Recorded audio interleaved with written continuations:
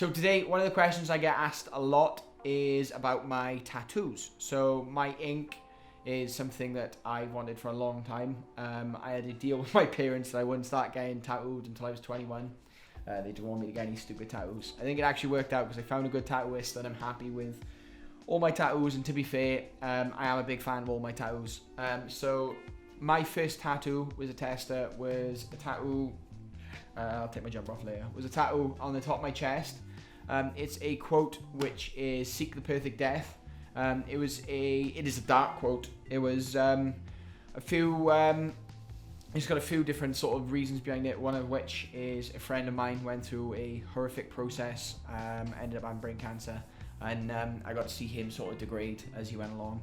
And I didn't sort of the way he died was something that I'll remember for a long time. So for me, seek the perfect end or seek the perfect death is just about sort of finding a good way to die, basically. My view on it is, do you know what I mean? When you're born into this world, the only two things that are definitely going to happen is one day you're going to die, and you're probably going to end up paying tax along the way. But yeah, so it's something that sort of stuck by me and something that I want to remember. So that was my first tattoo. My second tattoo was along down my ribs. It is the tenets of Bushido. It's something that I like to live my life by. I'm not a religious person. There's not like one big religion that really stood out for me or anything that I want to live by. So the sort of tenets is something that is sort of my code and something that I sort of try and live my life by, and it's worked so far. After that, we started my arm. It goes from my hand, as you can see, all the way up to the top of my shoulder. It is a pagan religious themed sleeve. I wanted to show all the different sort of types of religions and things people believed in as we go. And all of them had to do with war, so it's all different war patrons and war gods. So there's some Egyptian on there, some Celtic, some Nordic stuff, a bit of Hindu, some Aztec stuff. It's a very big mix. It's all stuff that sort of I like. I'm really big on history and especially obviously what people believed and people's faiths. So that's quite a big sort of a big part of all my tattoos. My next tattoo is a drag on my left hand up to my elbow. That was something that I really wanted. It was to do with the whole mindset of the dragon thing, which was something that I really liked, which was fire in the belly and sort of keep a cool head. So I really liked that. So I wanted the big Japanese oriental dragon on my forearm. Obviously the other one you can see sat here is my leg. So I've got a Medusa on my top of my shin, moving on my knee. Obviously Medusa turns people to stone, so I thought that was quite funny. Big fan on Greek mythology.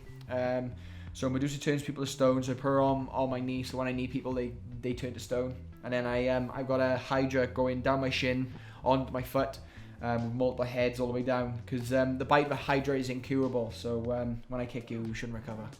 So yeah, I thought that was funny, and I like the look of it, and I've got a really good tattooist.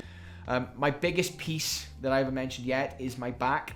You may have seen it in a lot of my fights. So it is a Nordic themed piece, cross sort of Celtic. I like the crossover over there with the two ravens. Obviously in Nordic mythology, they are thought and memory. The ravens are also a symbol of the Morrigan, the Celtic goddess of death as well. So there's that crossover there that I really liked. It is a Nordic themed skull with loads of compasses on, so the compasses all mean different things that are sort of included in the skull.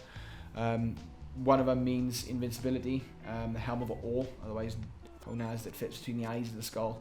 There's different things on it like protection from drowning, protection from different things, and I sort of like the fact that people generally used to believe that these things would protect them from different things, so I've added that there. But again, my back piece is unfinished. There's loads of room underneath for something else we was going to add on, a lot more shading we're going to do, but so eventually I'll go back and I'll add some stuff on, but there's loads to do. So the other one, one of my latest ones is my palm. So that is otherwise known as soul. So it's on my left palm. It's something I always wanted. Fits in the back of the dragon, to do again soul. My left arm is obviously close to one of my heart, so it is supposed to be sort of the one that's closest to your true self. So it was something I wanted, and again it's just another reason to have something that I liked. Like most of these things are just, they're all personal for me. I don't really care what other people think, but a lot of people do like a lot of my ink. Some people don't like parts of my ink. I get a lot of messages about things. People like certain parts, and I'm not that. It's not my favourite parts, because there's certain parts of my tattoos which I really like, and there's other parts that I don't like as much, but I still do like. Like my forearm part's another one. We got a lot of pattern work added that makes it really pop out. It's something that I wasn't that keen on, my tattooist said, and I'm really happy with the way it turned out. And I get a lot of people asking where I had a lot of my geometric patterns from. So paint tolerance is a brilliant question. So I only do 4-hour sit-ins at the moment now. I used to do full days, but the full day sit-ins really affected me, so it meant that I couldn't train. So the way I do it now is I'll have a 3 to 4 hour sit-in, I'll power through it, get it done, and then I'll cover it and go training in the same night, so I won't actually take any time off when I have my tattoos done. When I had my back done, I had 2 full day sit-ins booked in 1 week, all on my back. We did the first one and I was like, look, you can't touch my back. I was like, it's so raw. So future plans is obviously to extend my elbow up to my shoulder. I want a Ronin added. A Ronin is a masterless samurai, so we're going to get our added on. It's something I see myself as. I've got a good coaching team, but I don't really have anyone who sort of tells me what to do, and I just see it as sort of roaming. I like travel, and it's just something I always liked. We got more to add to my back. My Greek piece on my leg is going to go right the way up to my hip, so we got loads to add on to that. I've got some really good ideas for different things, as well as finishing my right arm and finishing my back. Then I've got a chest piece I want to do. I'm still unsure about my chest piece. I've got some good ideas, but obviously ideas don't really do much until we get done.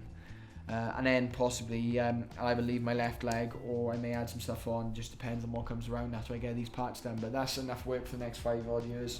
With fighting and competing, and my tattooist having such a long waiting list, it's hard to get in, but we'll get them. So my choice on having colour tattoos rather than black and white is personal. I just prefer black and white tattoos.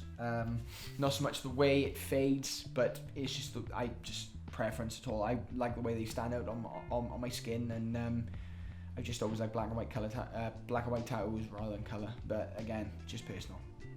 Oh, so for me, I wouldn't say which one hurt the most, I'd say which part. So like part of when they tattooed my knee and down on my shin, that was fine. I slept through most of it. When they started tattooing onto the bottom of my shin, that was bad because I had a little hairline fracture in my shin before, so it was quite sore there. My foot was terrible.